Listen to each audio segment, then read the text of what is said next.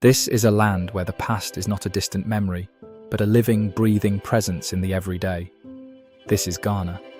From above, it reveals itself as a rich, armed tapestry of landscapes, the bustling, modern energy of its coastal cities, the serene, timeless beauty of its rural villages, and the lush, green expanse of its interior. The air here is warm, thick with the scent of damp earth after a morning rain, the aroma of spices from a bustling market, and the faint, ever-present salt of the sea. The quality of light is intense, casting sharp shadows.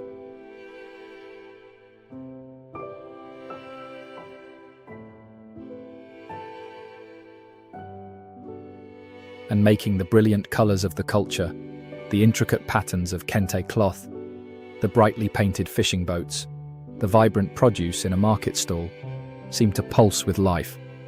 But to look closer is to discover the true heart of this nation. Its people. This is a story not of a place, but of a way of life.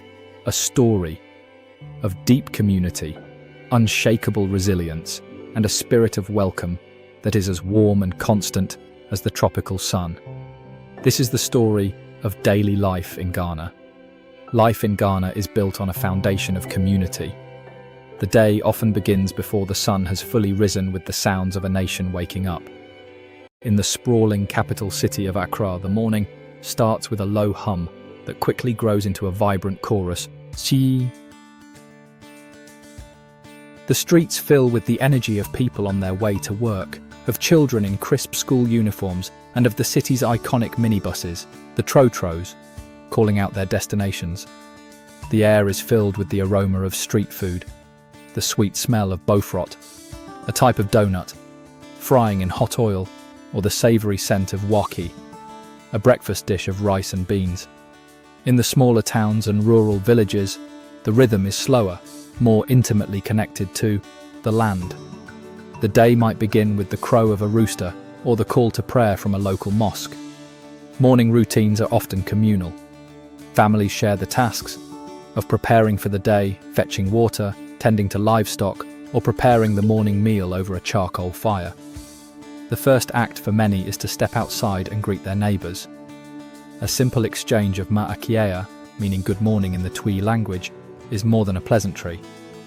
It is an acknowledgement of shared space and shared existence, a small but vital thread in the social fabric.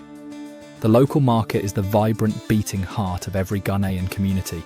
From the vast labyrinthine Kejetia market in Kumasi, one of the largest in West Africa, to the small weekly markets held under the shade of a large tree in a village. It is far more than a place of commerce. It is the community's central nervous system.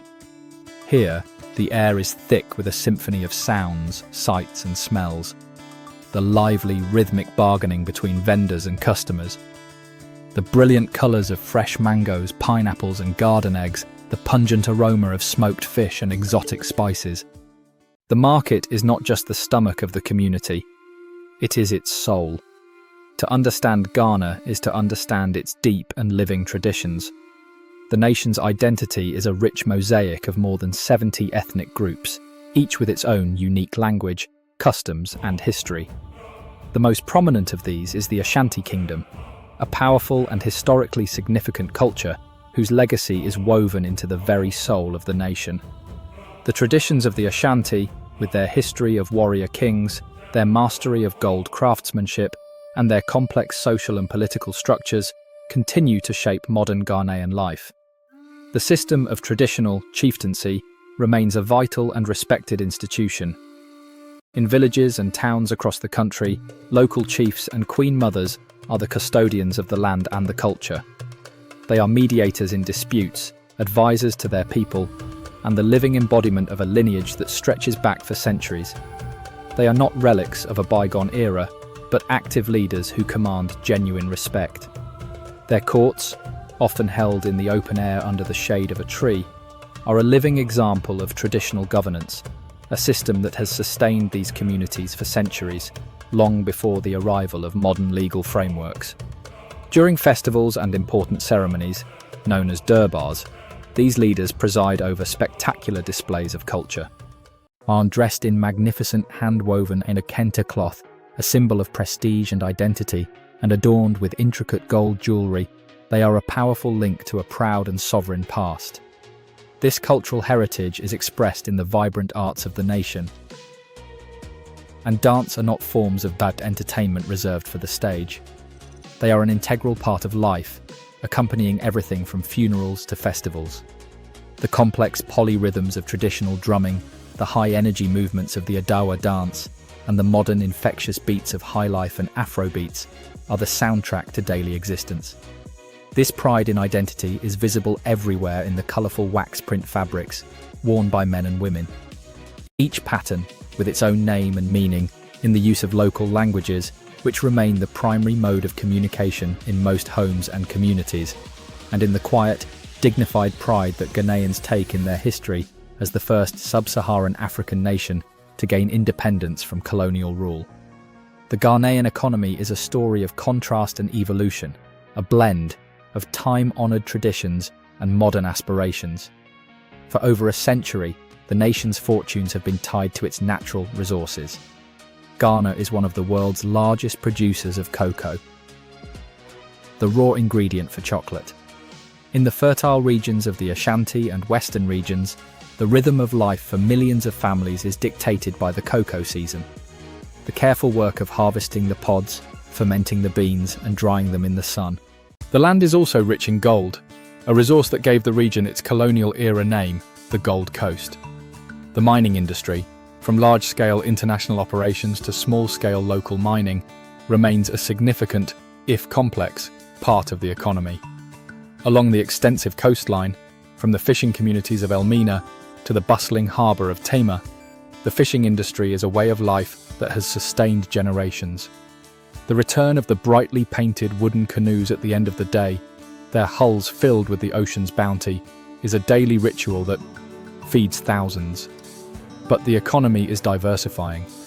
Agriculture remains the backbone, with a vast array of crops from yams and cassava to pineapples and cashews being grown for both local consumption and export. Tourism is a growing sector, as visitors are drawn to the country's historical sites like the poignant slave castles of Cape Coast and Elmina, its beautiful beaches, and its rich and cultural festivals. In the cities, a new economy is taking root. Accra is emerging as a vibrant hub for technology and entrepreneurship in West Africa. In co-working spaces and tech hubs, a new generation of innovators is building apps, launching startups, and finding digital solutions to local problems. This dynamic blend of the traditional and the modern reflects a nation in transition, one that is building a new future while remaining deeply connected to the sources of its historical wealth. The cost of living in Ghana varies dramatically between the bustling cosmopolitan capital and the quieter, more traditional towns and villages. In Accra, the rapid pace of development has created a city of stark contrasts. Neighbourhoods like cantonments or East Legon feature modern apartment buildings, gated communities, and international schools with rental prices that can be comparable to those in some Western cities. For the majority of the city's residents, however, housing is found in densely populated, vibrant neighbourhoods where families live in compound houses, sharing courtyards and amenities. In smaller cities like Kumasi or Tamale, and especially in rural areas, the cost of living is significantly lower. Rent for a simple, comfortable home can be a fraction of what it would be in the capital. The most significant factor in the daily budget for most Ghanaian families is the cost of food. While prices for imported goods in modern supermarkets can be high, shopping at local markets for fresh, locally grown produce is far more affordable.